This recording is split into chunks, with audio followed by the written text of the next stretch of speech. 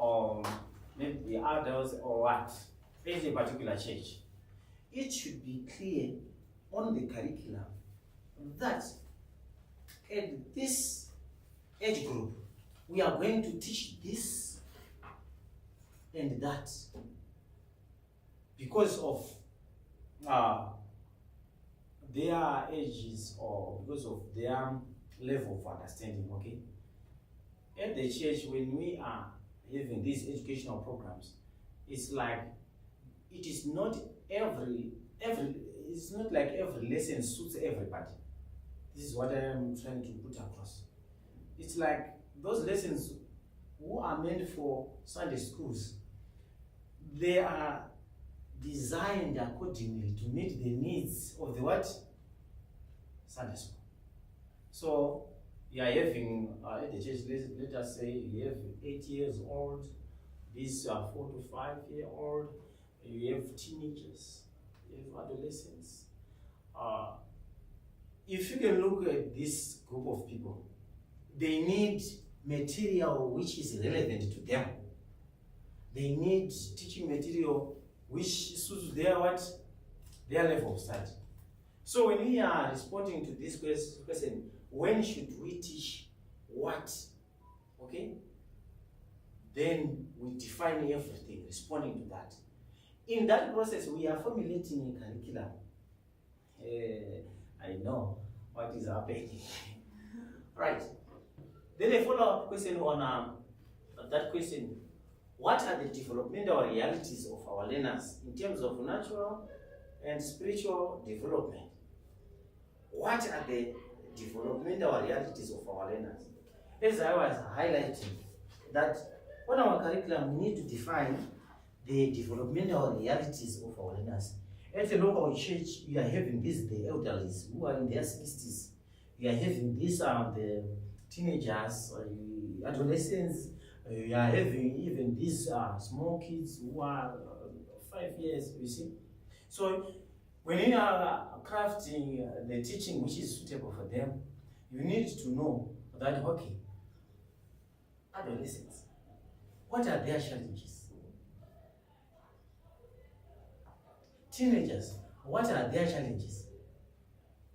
Their developmental stages, which are natural, and some of them which are spiritual. So you find that you will be having some of these youths who are maybe turning to puberty, okay? Turning to puberty stage, okay? You as an educator, you need also to think about that particular group of people. What should they learn?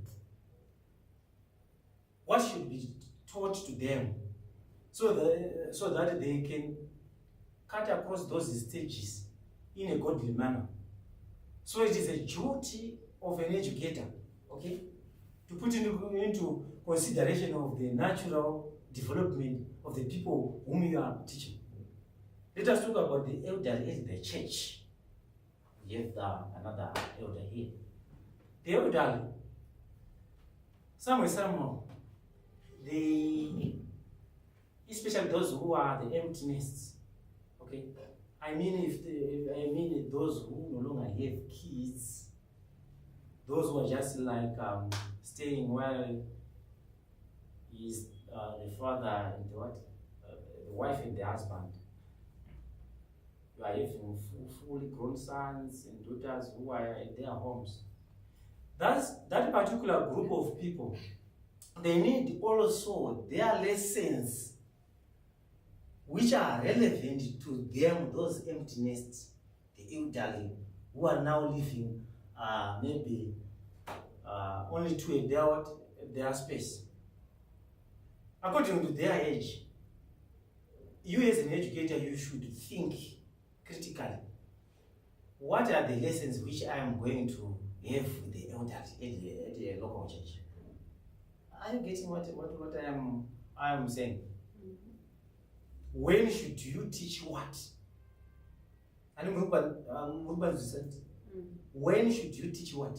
So, when you are responding to that question, I give you a particular group, maybe you are having this elderly class at your local church. Their needs, their spiritual needs are also what? Different with those spiritual needs of a youth or the spiritual needs of a toddler or the kids. Are you getting what I'm saying?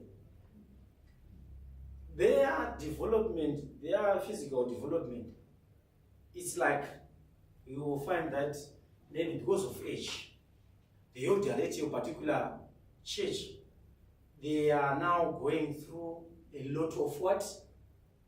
Stages. Okay? Sometimes they are now forgetting too much. They are now losing some stuff. Okay? They are going through health issues. Okay? So you have that group of people at the church. You as an educator, you should also have a relevant program for them.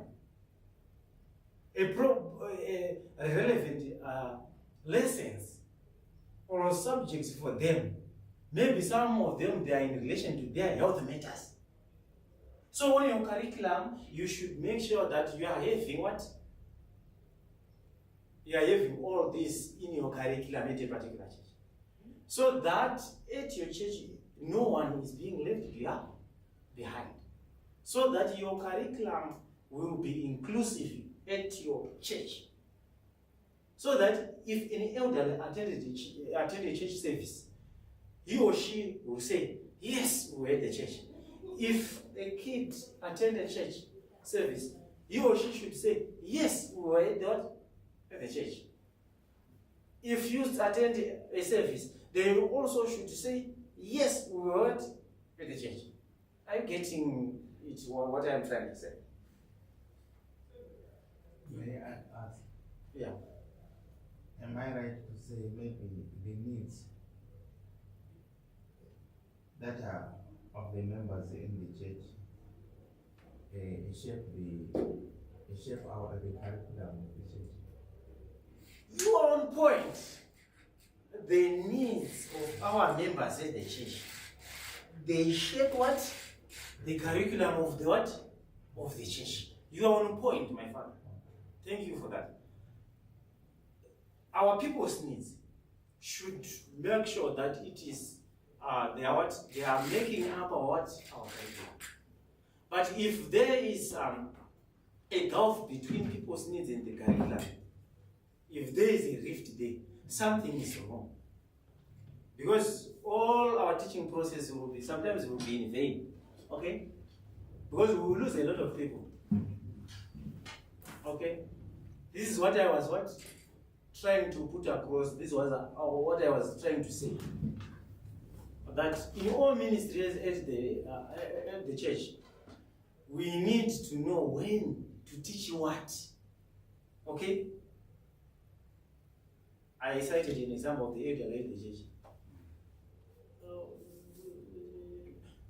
At Caudry Park, do you have some lessons for which are for the elders, or maybe a class for the elderly? Do you have a class for the elderly?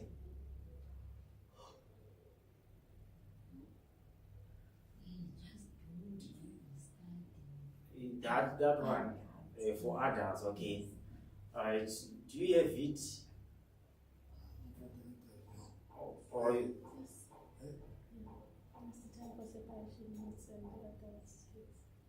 so you have that for adults. It's the same. You are having an adult class. You are having an adult class at your local church. My father? Yeah. You are having an adult class at your what? At your church? No. You don't have. Okay. No problem. Right. So if you are having an adult class at your local church, let me come closer to you like this. How adult is adult? How adult is adult? Define. I'm trying to say, on that adult group, we need to go an extra mile, okay, on defining those adults And probably, as educators, we come up with more different classes responding to our very needs. Okay? For example, let me tell you what this. In my church, I will be in the adult class. Okay? My father, at a local church, he will be also in the adult what? Class. Me and him. But look at the age difference. You see what I'm trying to say? We are in the adult class, but look at the what? Age difference. So what I was trying to say is, us as educators, we need to go an extra mile on defining more on our approaches. Maybe we may say, from 50s up to,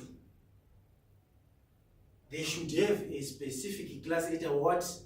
Local congregation. Then we see their struggles, their spiritual struggles, we see where they need their help in terms of their education at a particular church. Then people who are like me, who are in their 30s, maybe 30s to 50, in that adult class, they should have, again, a separate what? Classes. Why? Because those people, they are in different phases of life, okay? And they have different what? Needs. You see, at my age, maybe some adults of my age, maybe they are trying to figure out stability in careers. All right? Some of them, they do not have careers, okay? So, on that note, you'll find that the lesson which is designed for those who are in their 30s, 35 to 50, what we are going to prepare, it might be what? Different. Okay? So, this is what I am trying to say, okay? So, that is when we are answering, when should we teach and what should what teach? So I remember these questions, they will help us, okay? Along the way, they will help us in curriculum formulation. We will be designing our compatible curriculum at our local churches there. That is question number 5. Now we are going to question number 6, which says, how must we teach in order to engage the whole person's eyes, ears, head, heart, hands in Christian formation? How must we teach? It's another question which we can use again when we are designing our curriculum. It will help us when we respond to it. It will help us, okay? It will help us to come up with methods which will address our people's needs at a particular church. Remember, the goal of our education at a church, at a local church, is to address our people's needs who are in various ministries at our local what? Church. Are we together? So it's like, that's why you see that if we do not address that question, how? So that we will teach in order to meet the people's needs. You would find that in the churches there will be some gaps whereby some of the people's needs, they are not being addressed. Why? Because we never had it in our curriculum before. We never had a plan for those people in our curriculum. So along the way, on our educational process, along our educational program at our local church, you will find that we will be having sometimes an exclusive curriculum. That curriculum which is not addressing everybody's needs. Okay? In the church, I always say we have different people. We have the different able people. We have sometimes the blind. We have youth. We have the elderly. We have people of different nature or character. Okay? So it's like, our curriculum should take a closer look into all those areas. All right. So when we are compiling this curriculum, it will help us on our educational programming at your local church to be effective. Okay? So these questions, they will help you, they will guide you to design curriculum. Now, we are going to question number 7. Where should the teaching occur? Okay. So, you are busy compiling and designing your curriculum. You are now responding to this question. Where should the teaching occur? Number 7. And what is 6 and so or how? Okay. How part of it? Number 6. All right. How we're saying how must we teach?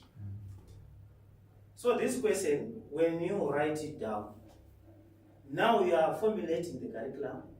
You have to respond. How must we teach? You come up with the ways and the methods which address what? People's needs. If you can see our question, you say, how must we teach in order to engage whole persons, eyes, ears, heads, hearts, hands in Christian formation? Meaning to say briefly, we should have methods which address the real needs of everyone who is at a local church. Okay. If this is put into consideration on a curriculum, it means the curriculum which we are going to use at our church, it is going to be helpful to us. No one will be excluded, because you know that the teaching ministry which is there at the church, it will make sure that it is addressing everyone's needs. Sometimes it's unfortunate that sometimes at our local churches, we don't have enough facilities to accommodate some of our people, okay? Sometimes we don't have toilets which are designed for kids. We just have these toilets at our church which cater for adults. Sometimes we do not have even a space for those who are differently abled, who are on wheelchair. We don't have that plan. But all these things, they should be in a curriculum before. Okay? So that whenever we are doing whatever is needed in education at our local church, we address. Sometimes we have the blind, but we do not have any material at our local church which caters for the what? For the blind. We don't have the Braille Bibles, and we don't have even the experts in that field who can help those who members who are the blind, the deaf, and the like. We don't have anything which can help. It means maybe we are using a curriculum which is exclusive, in other words, which is not considerate to other people. So now, when we are responding to how, it means we are now responding to the methods which we are going to use to address every person's needs at a particular church. Okay? So, this is how we go. It is just a process, how we are making up a curriculum at our local church. So, we are now going to 7. We are saying, where should the teaching occur? Where should the teaching occur? Where should the teaching occur? Now, if you are responding this question, okay, where should the teaching occur? Now you sit down. You start to put into your head about the people who are at your church, okay? You start to think about the group of people whom you have. We have Sunday school kids at the church. What is our environment? How does our environment look like for our kids? Is it good for our kids for learning to happen? We are talking about maybe we have the elderly at our church. What does our environment looks like our facilities, how are they looking like? Okay? Then we look again on maybe those who are on wheelchair. What is the environment? How does our environment looks like? Is it accommodative to the people who attend it at our church? Okay? So where should the teaching occur? What are the environments in which the community and individual students are best taught and formed? So in our curriculums, we should also have this inserted. We should respond to these questions. Where should the teaching occur? At your local church, you should already have a plan about those what? Those things. Maybe at your local church, we are going to build something like a class for children, which will help us so that the children will be comfortable. Okay? Maybe we are going to put something like a good environment, maybe for those who are differently able. The class which do not have some steps, whereby those who are on wheelchair, they can just. You get what I'm trying to say? Where should the teaching occur? Where are the environments in which the community and individual and students are best taught and formed? Yesterday I was talking about on issue of environment. I was talking about where we come from at our local churches there, where we are. I was saying sometimes we have a big ground at our church, okay? But we do not have a play area for kids at the church. At the church compound, sometimes we do not have things like maybe sports grounds for youth. If you go outside there, you see some of the churchyards where you see a basketball court, a tennis court, you see a football ground, you see a playground for kids. All these things, they are on a compound for a church. You see how it looks like. It looks like whenever we want to attract people to learn something, we need to have attracting facilities which can be attractive to people whom we want to educate, where the teaching should occur. So on your curriculum, if you are responding to where, it means your teaching process at your local church to be what? To be easy and fine. I was citing another example yesterday of that's why you see that in secular education, what they do, they have these educational trips. They take kids to certain places, maybe in Great Zimbabwe, ruins, or maybe Kami ruins, wherever they go to those historical sites. When they bring their learners there, the historical sites, then they explain a lot, or they educate their learners, and by the end of the day, they grasp whatever they wanted to learn. Yesterday I was also citing about as the youths, as we have these youths at our congregation. I cited an example in relation to technology. I was saying that, maybe you are at this congregation which is far off in the remote areas, okay? And you have these youths, okay? These youths, they know nothing about technology, okay? And sometimes you can make you can be innovative and you make some exchange programs with other sister congregations which are in the town, okay? Where you see that there is everything we need in terms of technology. Then you take your youth from the rural areas there, you bring them in town there, Then you have a workshop about creation and what? Technology. Then you help them to understand technology, how we can use it in what? In our world as Christians.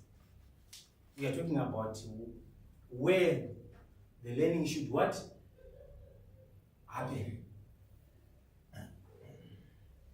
Are we right on these 7 questions of curricular formulation? I think you get something there. So I was saying that, having those 7 questions of curriculum formulation, on the other side, you are having those models for curriculum design, which were clearly stated by Katawa. These models, which I was stating the other day, they are there in your notes. Models of curriculum design, they are there in your notes. So this is what I wanted for you to want to know and to start, such that maybe when you are out there, you'll be helping your churches there, maybe to design some curriculums which are portable for your local churches. All right.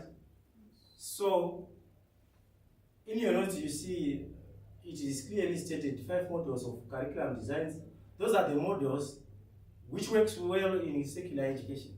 You need to master them, and you need to read them carefully and understand how these models works. They will help you to come up with the curriculum which is sound. Okay. And the good thing is I shared the reading material on that class. Okay. So before we run through with our slides now, we can start to do some discussions in relation to what we were saying. Let us discuss what is in your mind about what you were saying. Were you able to follow up and get the picture of what it looks like, or to come up with the curriculum? What necessary steps can you take? Did you get anything from what we were discussing before? Did you get anything? Yeah, we said when we are looking from those questions, we respond to them. So we respond to those questions, looking at our local congregation as far as curriculum formulation is concerned.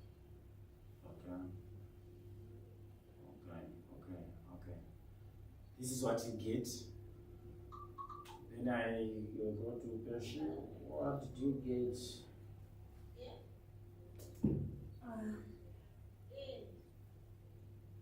I learned that a curriculum should be formulated first, and then I've also learned that there are 7 questions which you need to understand before formulating a curriculum. Which guide you? Yes. Yes, the first one is you have to ask yourself, why am I doing this, and then respond to that. For instance, on the why question, you put an example of maybe someone being baptized. Like, what is my goal, my aim of baptizing that person? On the why question. And then in the second question, you said, what to teach? What should I teach? On the what shall the teacher, he said you have to gather the information first, the content as to what am I going to teach that person. And then thirdly, we mentioned as to who is in charge of teaching those people. And then we, for instance, we said on the merit seminar, a youth, is it possible for a youth to teach an adult? And then we said no. We are looking for a person who is experienced enough to teach the adults, not the youths. We need someone who is mature enough. Stop. I'll leave something for others. I'll leave something for others. All right. Now, Maposa, come on. What do you have for the class? I'm sorry. Class is just that. I came here in the middle. You come late. Yes, I came late. Sorry. You were not there. Sorry. That is why you wanted to say what? I'll come to you. I just picked up some few things on where should the teaching occur. Okay. Where should the teaching occur? Yeah, I think it's very important, especially environment surrounding. Yes. I think you should be in an influential surrounding, so that maybe if we start teaching, then that certain group or age can come and listen to what you have for them. Yes. Especially, yeah. Let me take for instance, for example, it's my field. We are in a competition. Okay. Same applies as us as Christian. We're in a competition. You'll find there's a Church of Christ there, and then here, and that desk there, there's a Roman Catholic Church. And you know what the Roman Catholic Church do, especially when it is the time to sing for the Lord. And when us here as Church of Christ Christians with our own hymn books, no instruments, so you get that thing, that environment. Okay. As it would be like Jerusalem, and those are the So what is your point there? So I think us as teachers, we have to be influential and also be in a certain environment that is welcoming. Oh, okay. So it's like responding to what you are saying. Like you were saying, you will find at our churches there is no play center for the kids. And the other sort of things like at the door there, at the compound, there's no such good help for the disabilities or disabled people, so that they can come to church, whether they are in their wheelchairs. We'll find it will be difficult for them. And some of them, they can manage on their own to come to church on their own chairs without any assistance from anyone, right? Yeah. But at the door there's going to be a challenge. Yeah. Even others at the toilet, there's a challenge.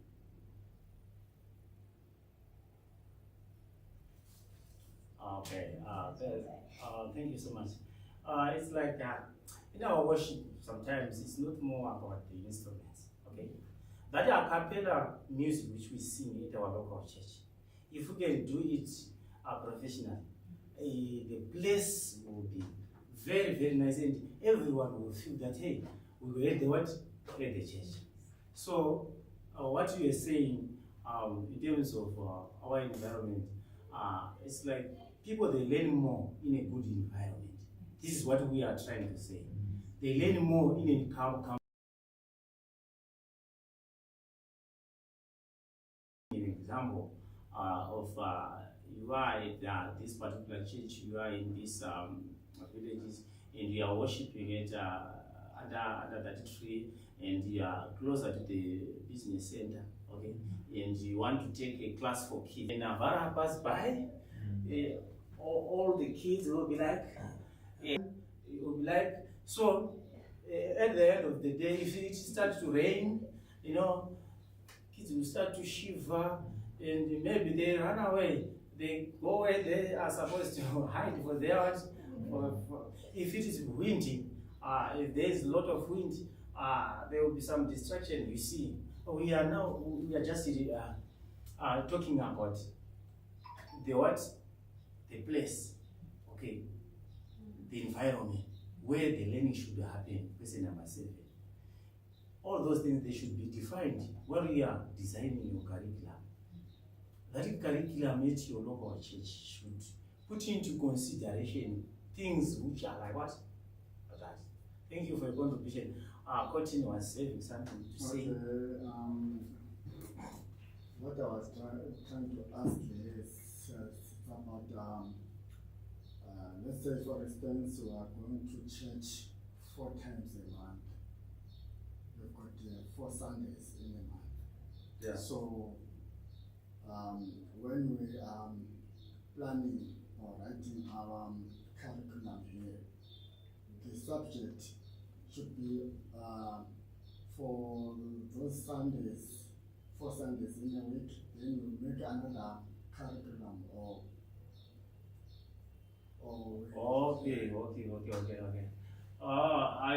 We are talking about maybe the duration. All right. Yes, the duration of the curriculum is like, if you are to design your curriculum at a particular church, you are there, okay? Then you look at the congregation and you say, for a period of maybe 3 years at our local church, what we are supposed to teach here, we are supposed to teach A, B, C, D, E, F, G. Okay? When you are in your process of teaching, that curriculum will guide you time and again. Okay? It will be part and parcel of the day-to-day living at your particular congregation or church. Okay? So this is what I am trying to say, that it depends.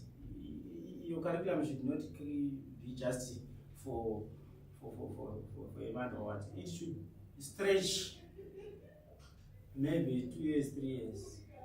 Look at what they do to the education side. They will have this curriculum which can take for a specific period of time. Okay? Even us also in our local churches, we can have our own curriculums which can move at a specific period. Because what happens sometimes on the issue of curriculum, it's like sometimes curriculums, they are affected by time. Okay, the way how we educate people can be affected by time.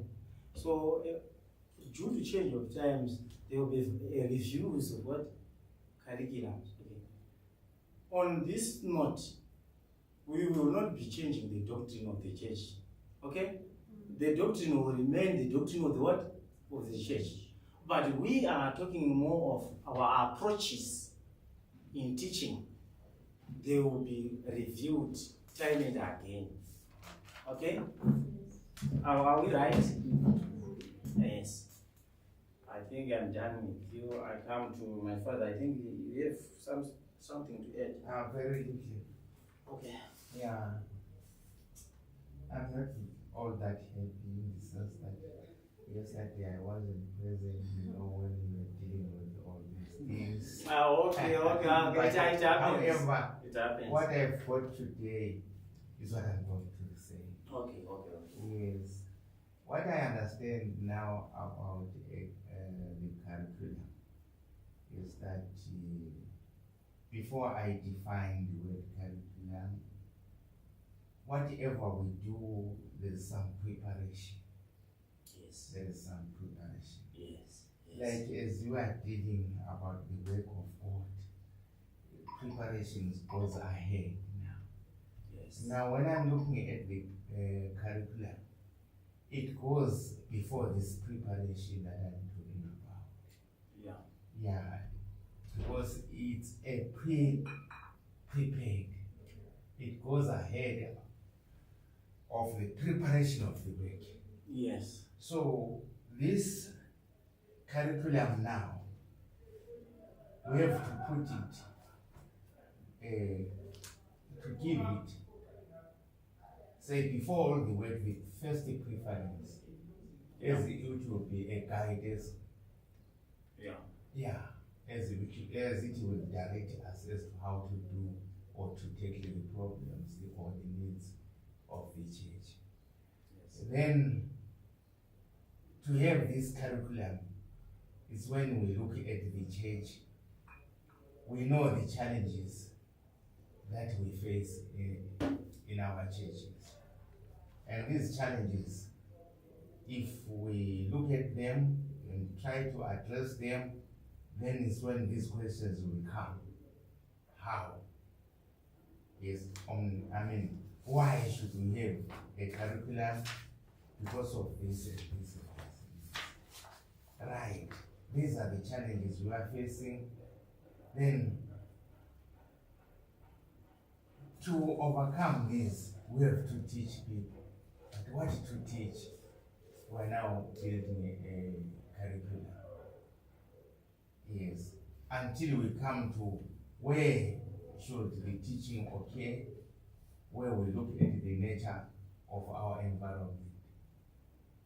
So if we have come out with all these 7 steps, and these 7 steps are addressed, then a curriculum is in place now.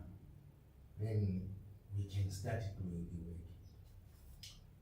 Thank you so much. You do not have to be worried because the way how you were explaining it shows that you get the message. Okay, so you don't have to complain. You nailed it. So I was trying to bring it to you that these 7 questions, they guide us, they help us to develop our curriculums at our local churches. And this curriculum will be the backbone of our educational program at our local church. So it's unfortunate that some of these things sometimes they are not there. But what I am trying to say is, as educators who are here, now you are aware. The thing is, when you are aware, at least the church also will be awakened here and there until things are well with us. So this issue of curriculum, they help us at our local churches so that we come up with those lessons which can help almost everyone. Yesterday, we had a case which was brought forward by Cotin. He said that there was this little girl who was abused, okay, and we were fellowshipping with her, and when she was attending the church, maybe no one addressed her needs, maybe in relation to counseling, maybe in relation to that girl, I heard by quoting that girl, she just walked away and went to another church. Okay, so we're talking about if it's the church, at our church, our curriculum is having a slot of counseling sessions. They are there in the curriculum that we should have professional counselors at our local church who will be having open lines time and again, or to help those who are having some issues. I think it helps whatever we are doing in relation to the educational programming of the church. You see, so sometimes people leave the church because maybe some of their needs, they are not being addressed. But the way to address those needs is to have a sound curriculum at the local church, a balanced one, which look into those various issues. Are we okay?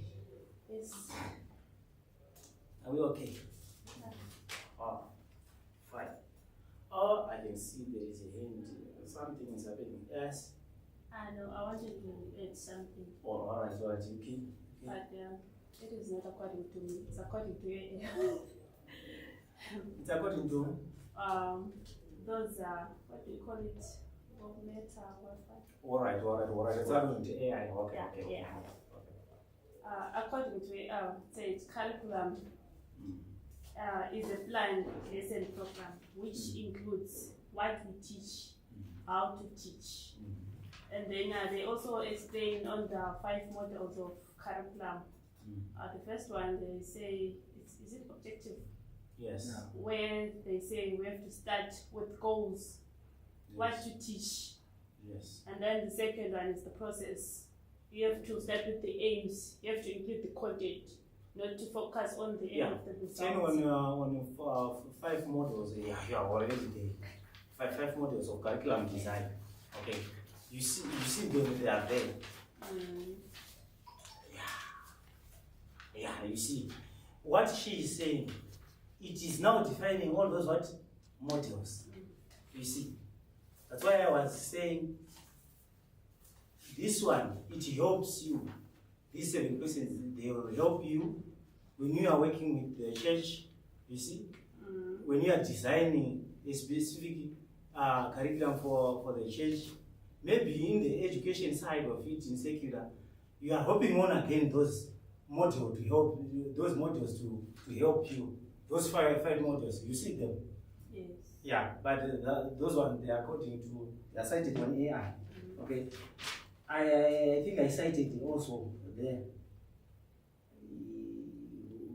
who provided those lists. Yes. If you can look in your Google class, there is an article which is written in Unit 4. This is where everything is in detail in relation to what you were saying. Yeah, you can continue with the explanation. I wanted others to be closer to what you are saying by telling them open on that page which those modules are stated. Okay, I was explaining in short. Yes. Just a summary. Yes. The first one is objective model, which says we have to start with the goals. How to teach first. I'm sure Sarah's going to correct me if I'm wrong. Yeah. You said the first one? The first model is objective. Yeah. That's the first one, where you have to start with the goals. Yes. So if you like what you said on the 5 questions, the first one is to why. Where I've put an example of saying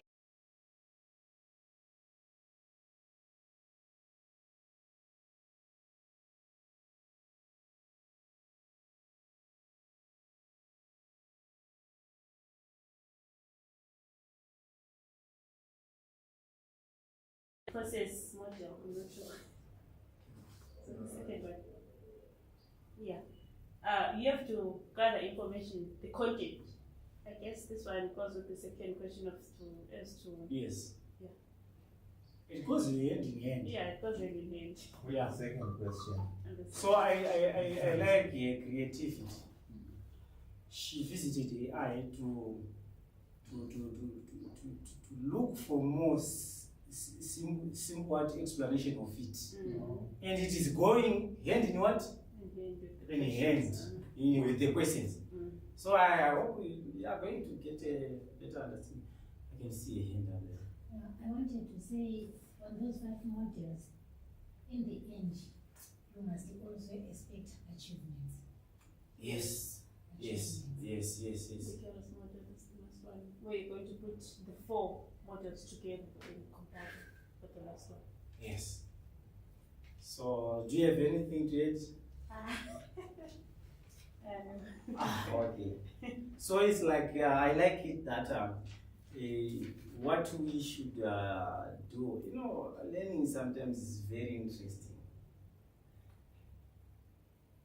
You should have some times where you sit in your groups, you make some discussions, you help each other to master and grasp some of these things. Okay.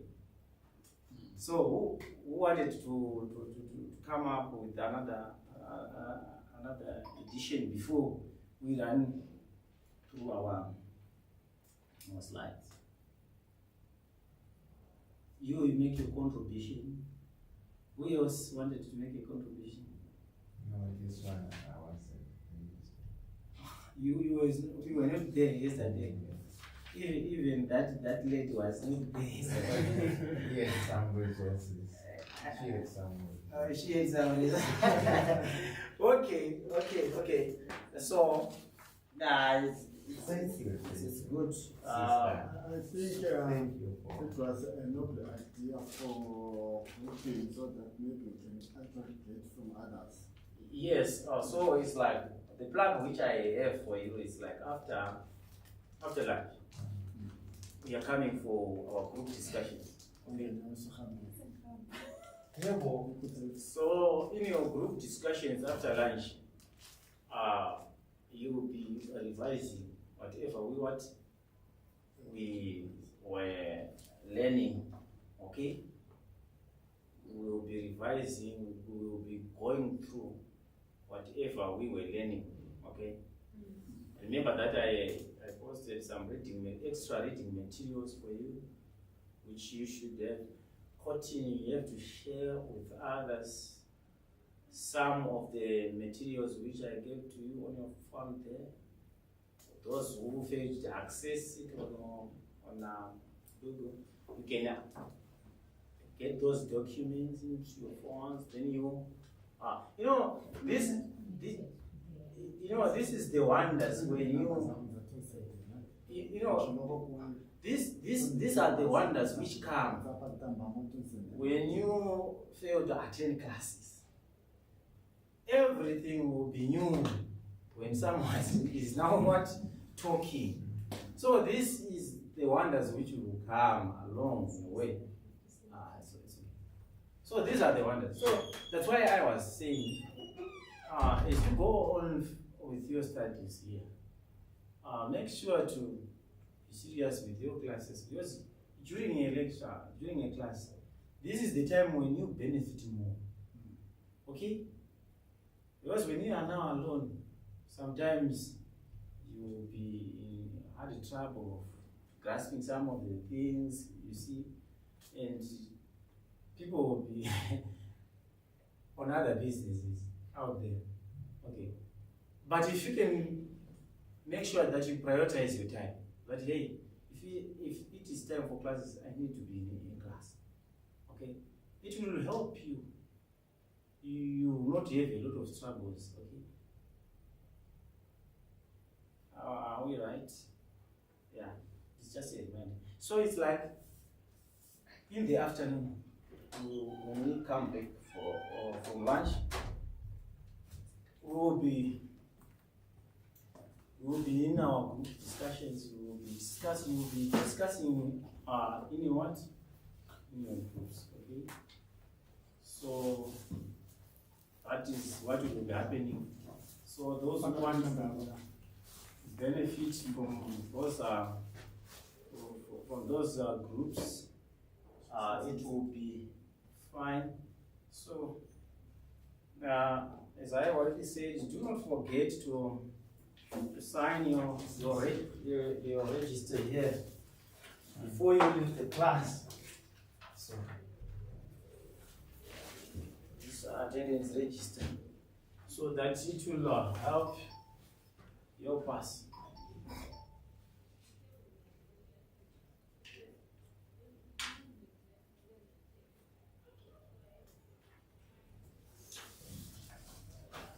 So you need to be creative, okay?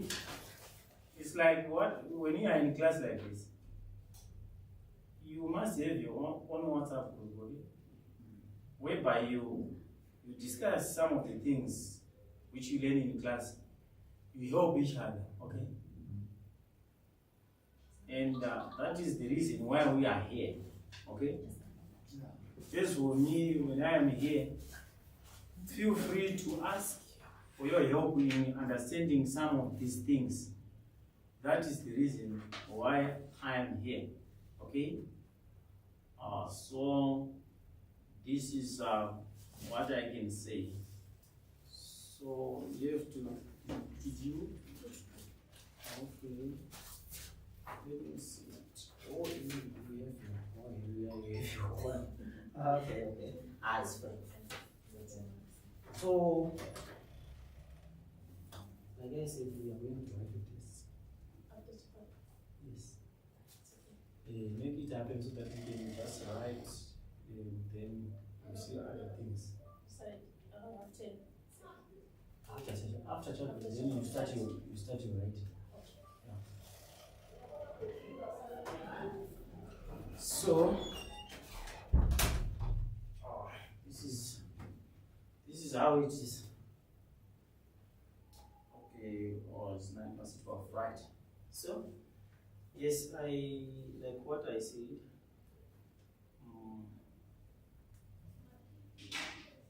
You after lunch you'll be in your groups, okay, revising. So from after lunch until 4, you will be fine. Those who are doing their researches, they will be doing their researches. Okay? So now here we go. We are now doing a recap of what we did from the first day.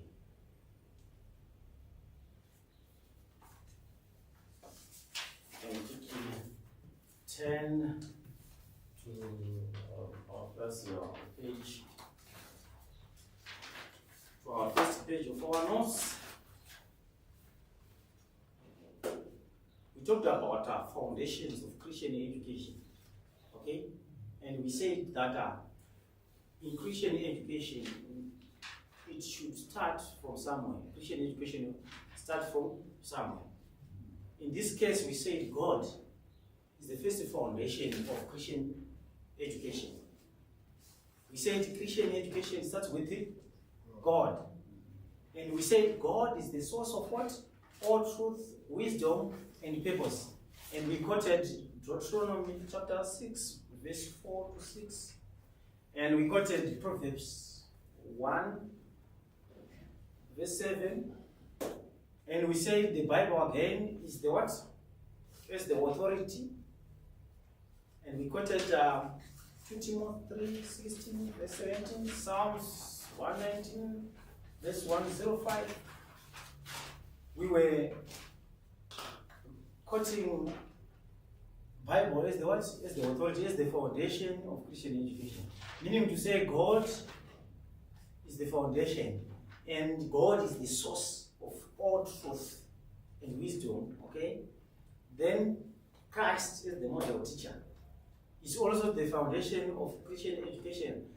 Meaning to say, in Christian education, it is not enough for us to talk or to discuss about Christian education without mentioning God, without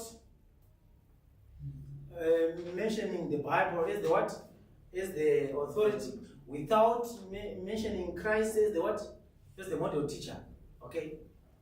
So, we said that our goal again is to what?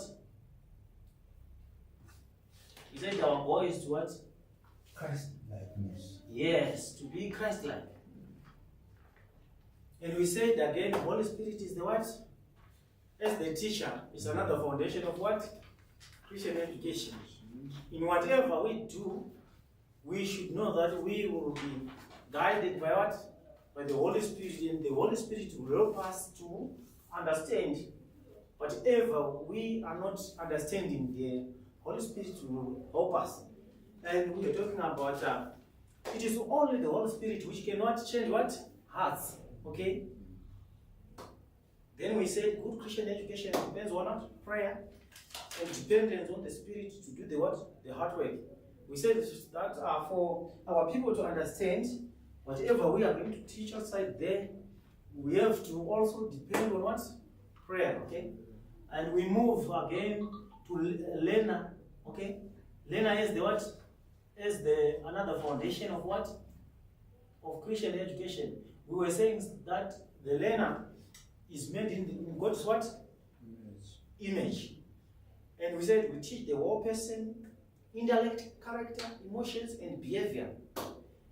And we said that the teacher is what? Is the disciple what? Maker. And we were citing 2 Timothy 2 verse 2 and Titus 2 verse 3 and 5. We move on to community, and we said it's another foundation for Christian education. And we said Christian education happens at home, in church, and in the community.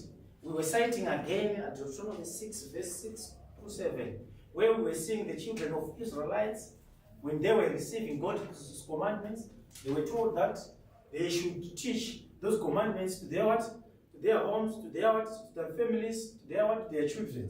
As they pass in and as they pass out from their homes. So, and we say the Christian education happens at home, in church, and in community.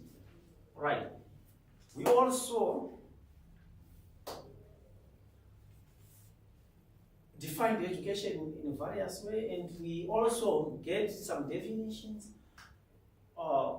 which were like, education is the process whereby community seeks to assist students to assimilate, react, to integrate, and use knowledge called heritage. Heritage includes the most valued, relevant knowledge of a group of people, for example, Christians. We said education is what? Is a process, okay? Where the community helps, okay? Where the community seeks to assist students to assimilate and to react and to integrate the use of knowledge.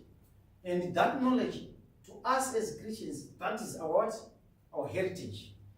Our heritage is the knowledge which comes from God. Right.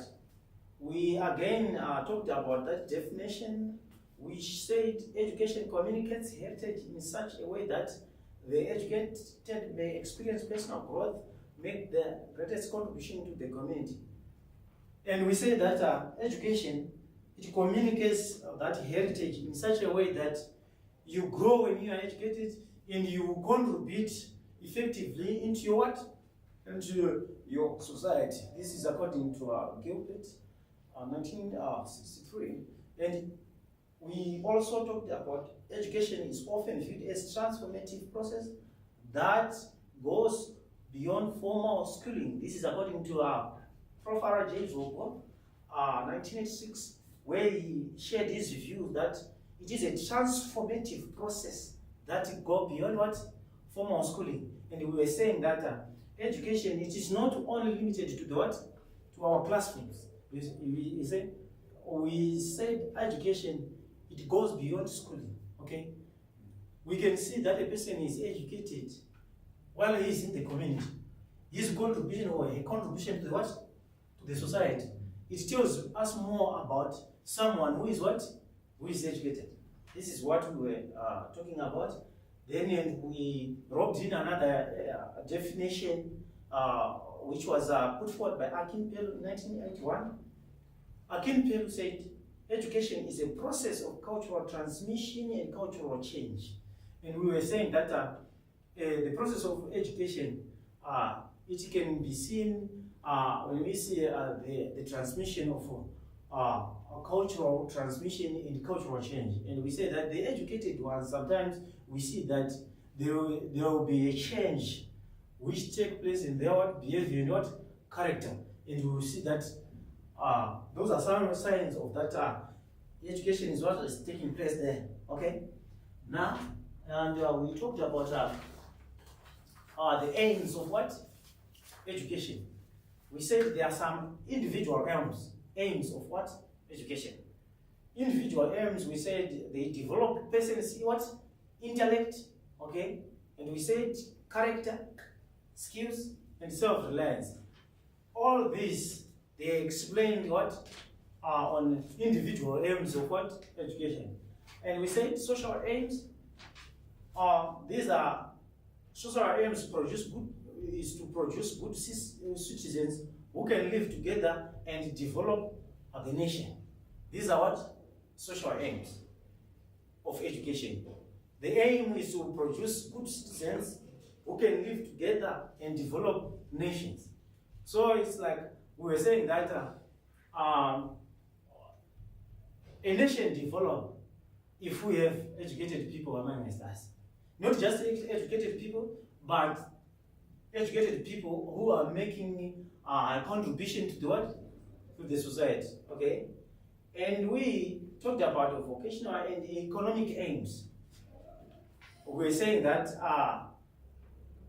the aim is to equip people to work and make a living. These are vocational and economic aims of education. And we talked about another point. We said education must form the whole person for a good society. This is according to Akin Pelu. Education must form the whole person for a what? For a good society. We move on.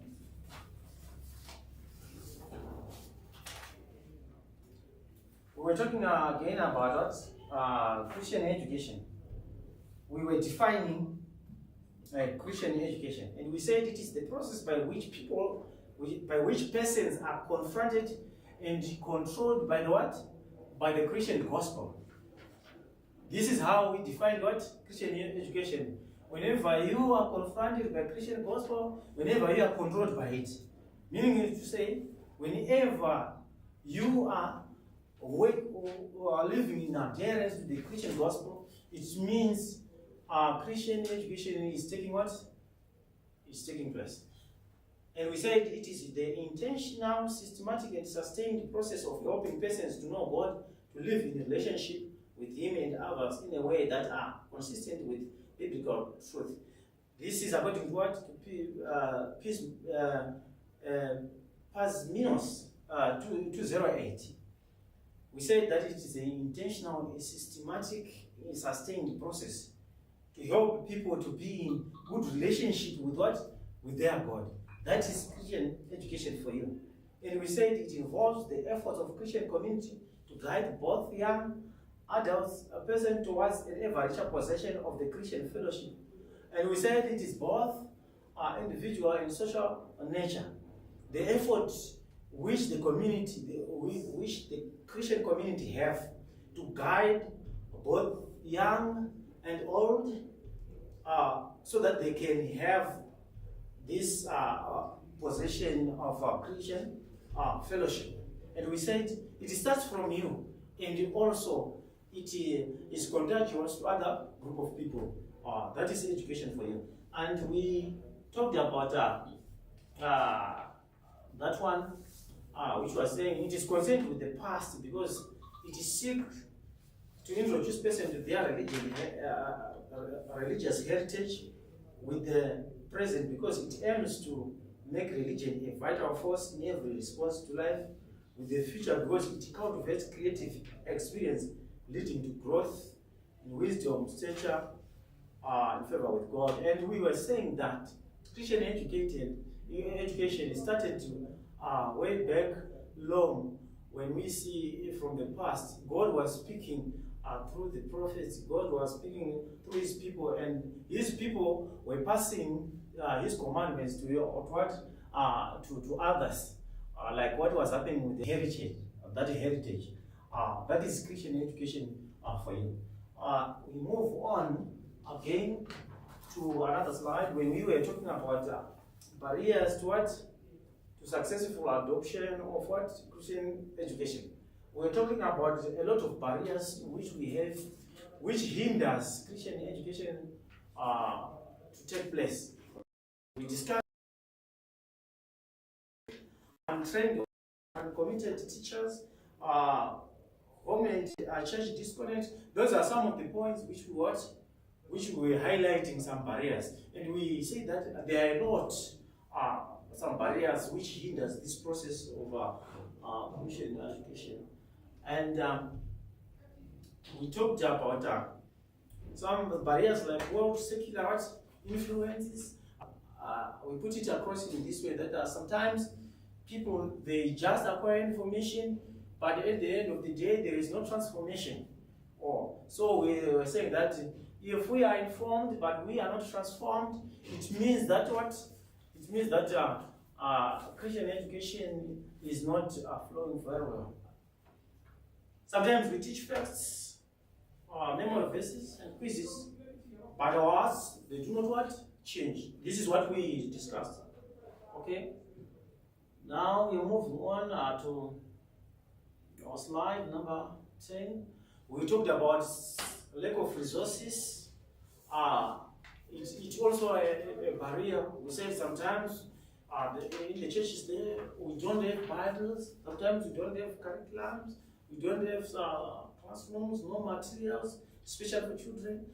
You see, this hindered that process of education, of Christian education. And we talked about short-term mindsets, whereby we expect a lot on instant what? Results. We need to see the results. But I was saying that being short-term having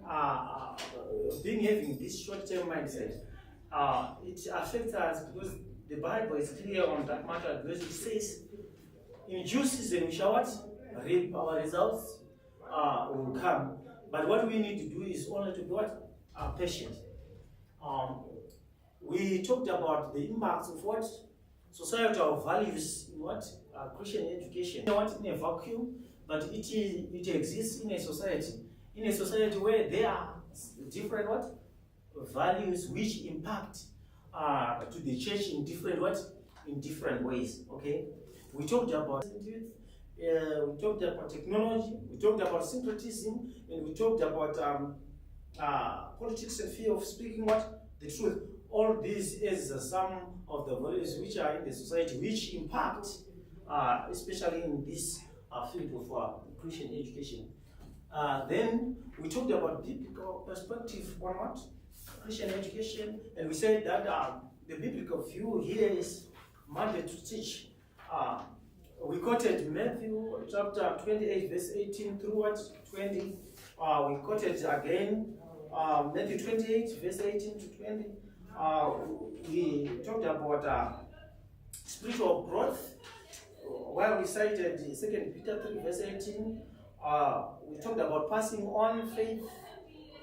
When we cited Deuteronomy chapter 6, verse 4-9, we talked again about, we cited 2 Timothy chapter 2, verse 2, which instructs the believers to instruct God's message to reliable people who can teach others. Okay, so this is what we discussed. Then we talked also about the benefits of Christian education. We were talking about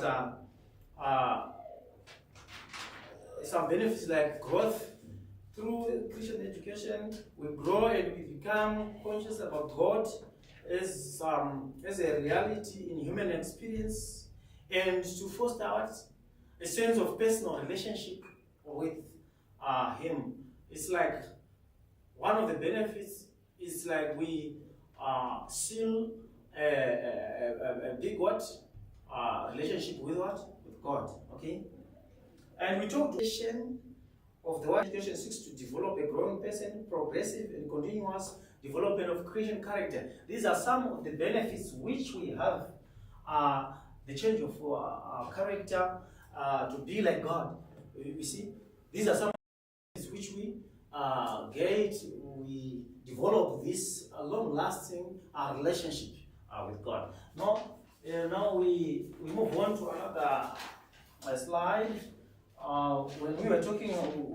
about what?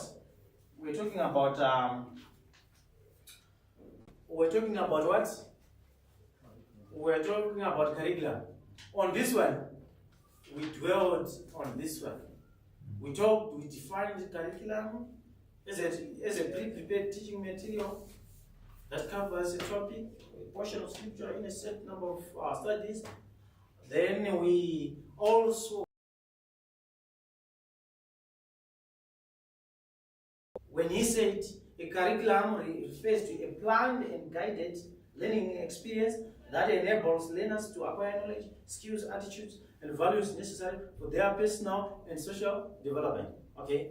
More so, we visited our journal where 7 questions for curriculum formulations are, and we talked a lot about those 7 questions for curriculum formulation, and we say that whenever you are responding to each question, okay, you are now developing a curriculum. Those questions, they are good, they will help you.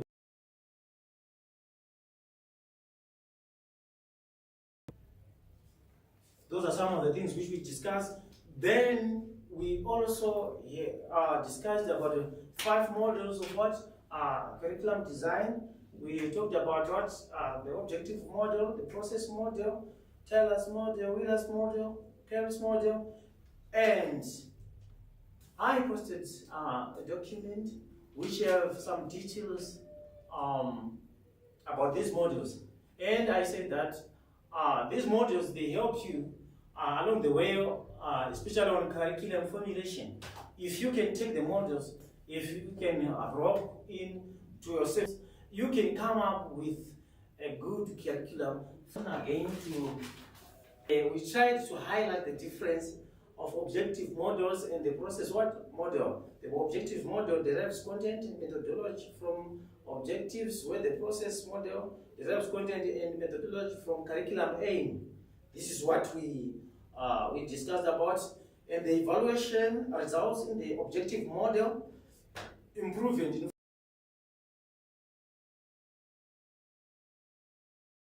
And we said in the process model, the evaluation is continuous, and we talked about pedagogy and its assumptions. We talked about andragogy and pedagogy, and we discovered that pedagogy is andragogy is the art and science of helping others to learn according to what Noelis, and we say pedagogy is the art and science of helping children to learn according to Noelis.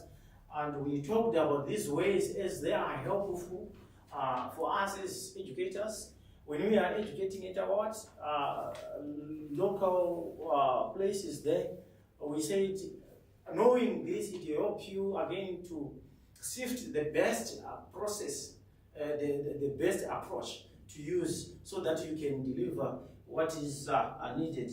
And we talked about the assumptions of pedagogy. We said the role of the learner is by definition the dependent one. The teacher is expected by the society to take full responsibility.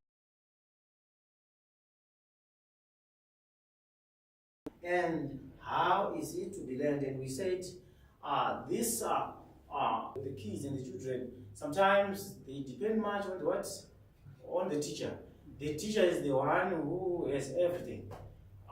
This is how the assumption of pedagogy looks like.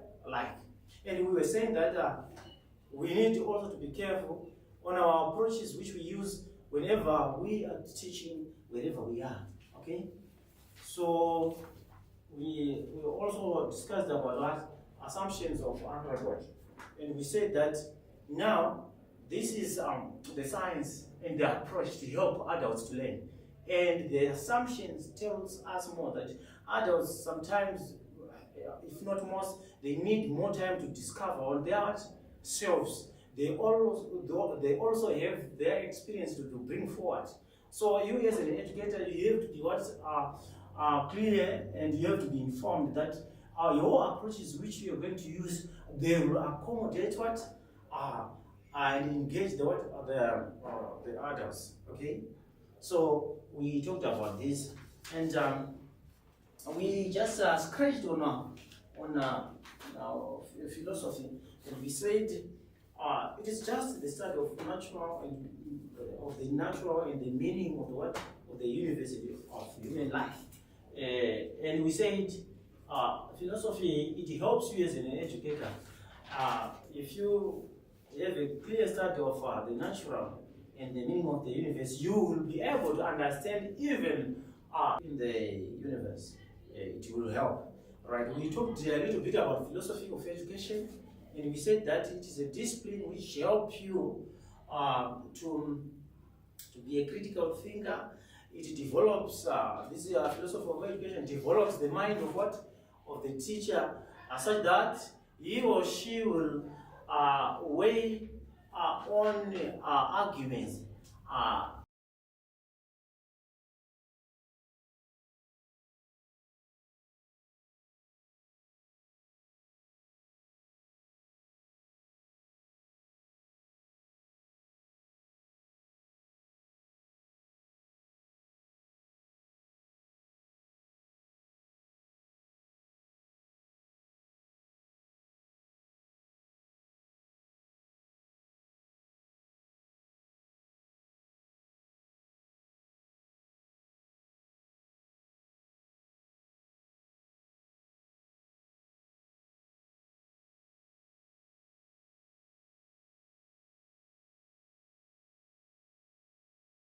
Focus on and read on. Then we talked about the methods.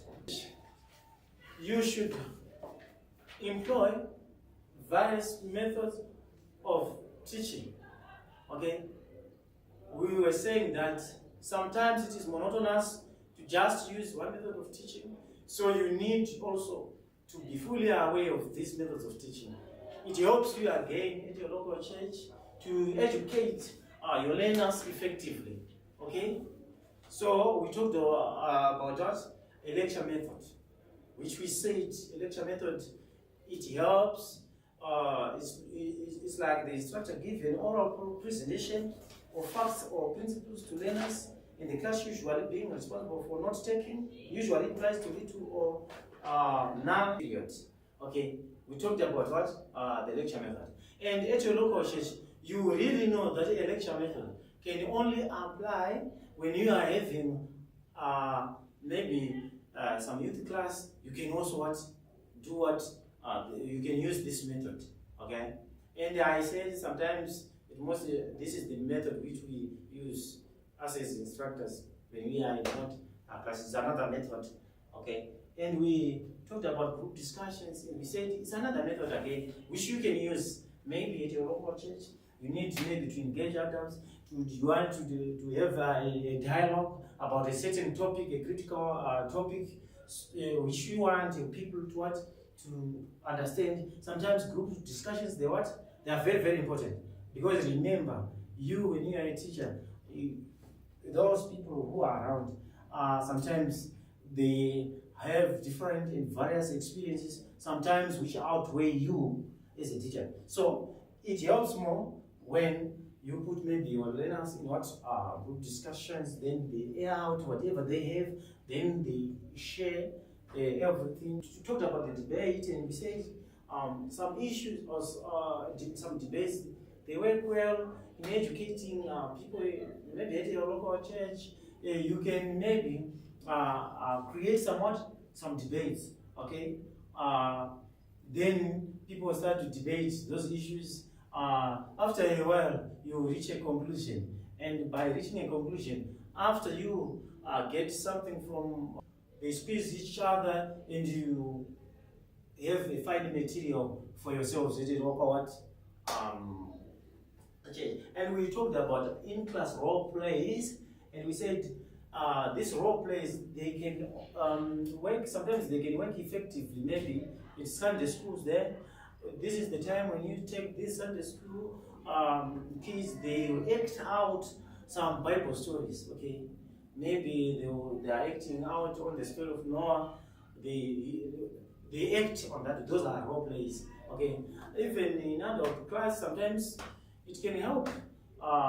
If you have those people who are good at acting, sometimes they can act on something on another Bible story, and then you draw some conclusion after that drama, and it's another method of what?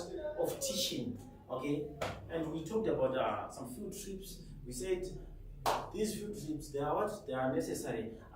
If you remember, I give an example of what normally happens in secular education, whereby at schools, they organize some trips for the learners. They go to a particular place. When they are there, they take some notes. When they take some notes, then they understand better whatever they are doing. Okay.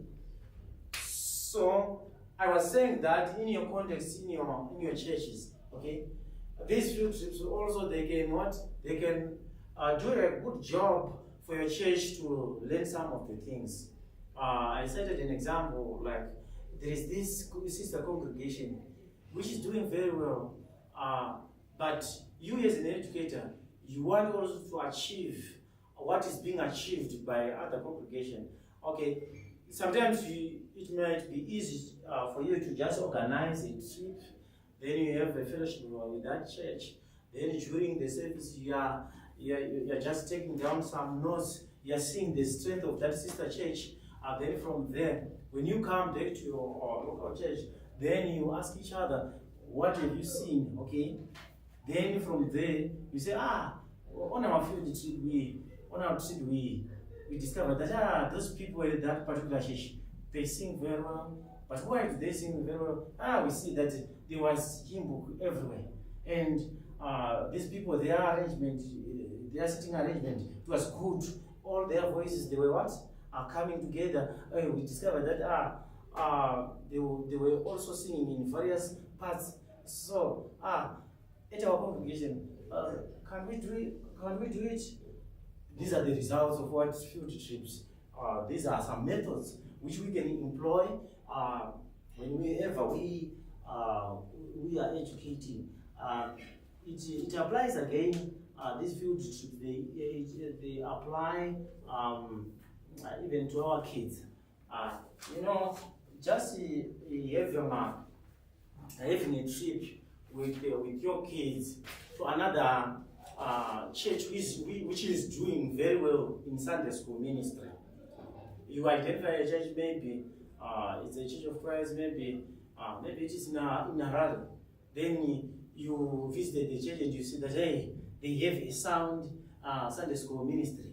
You can also organize something like a trip to fellowship with that church for one Sunday. Then for note taking, you see and you learn something from them. Then when you come here, you try to tailor-make something which can work for you. Okay, this is more on field trips. Is another method of what? Of teaching it our local churches. And we were talking about the issue of this lesson plan. We said that by using the lesson plan, teachers are able to access the lesson content more efficiently. So, when we are having our lessons at our local church, we were saying that you as an educator, you should have something like a lesson plan. Okay, that lesson plan, it helps you in the teaching process, and it helps the teacher to access the content more effectively, okay, more efficiently. It helps a lot. But if you can take a closer look, this lesson plan, it is also intertwined with what? With the curriculum. When you are designing your curriculum, it means to come up with a lesson plan, it will be easy because you are having what? The curriculum, which is the overall plan. Okay, so we talked about another importance, like teachers can predict the appropriate methods of teaching content and prepare to implement it. The method which you are using, if you are having a plan, you obviously know the method which you are going to use for your. Sometimes, if you don't have a plan, sometimes trouble to deliver. Okay. So we talked about another point that it helps teachers to be prepared in advance on the part of the content they do not have control. So it means the lesson plan, if you are having your lesson plan, you know, it means you'll be prepared in advance, okay? When you are prepared, it helps you again, your word to reach home. Because you take your time and you will help your learners. So I think that is our last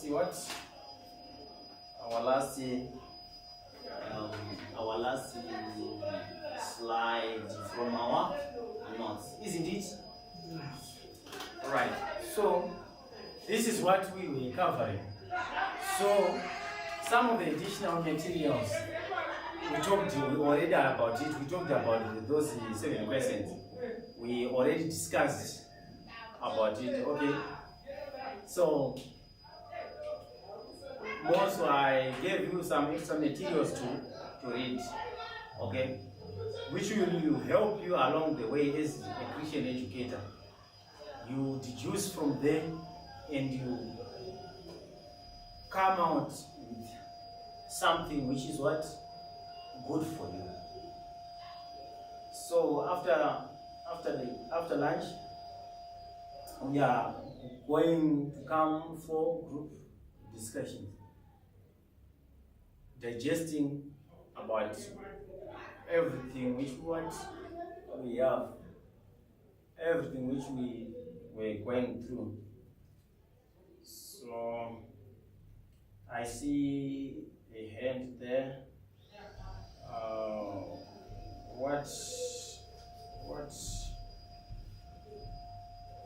Yes, under education there. Yes. This, which reads, education is a process of cultural transmission and Yes. cultural change. Okay. That quotation. Yes. Okay. By transmission there, Yeah. what are we looking at exactly? Okay. Is a question directed to me. Yes, sir. Okay. I need your help there. Okay, let me try to put it there.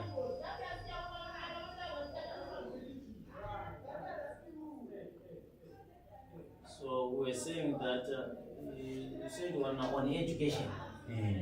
Cultural transmission. Definition. Cultural transmission. Cultural transmission.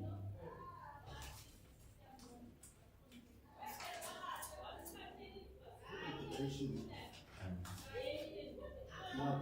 Yeah, there. Yes, dance now. Right. Last one.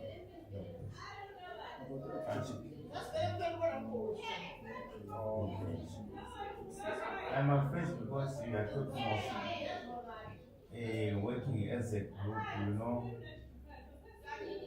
I'll be using this thing. Okay. Of course. What do you think about the person? Transmission. We have transformation there, and then we have transmission here.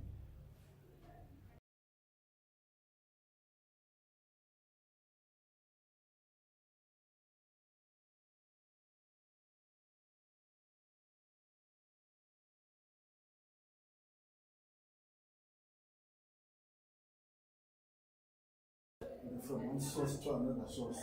Now,